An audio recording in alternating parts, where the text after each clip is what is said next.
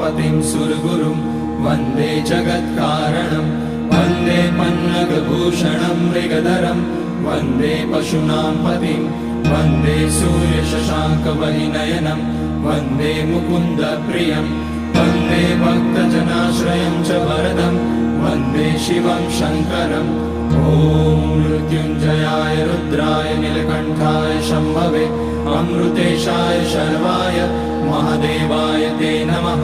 नमस्तेस्तु भगवन् विश्वेश्वराय महादेवाय त्र्यम्बकाय त्रिपुरान्तकाय त्रिकाग्निकालाय कालाग्निरुद्राय नीलकण्ठाय मृत्युञ्जयाय सर्वेश्वराय सदाशिवाय श्रीमान् महादेवाय नमः।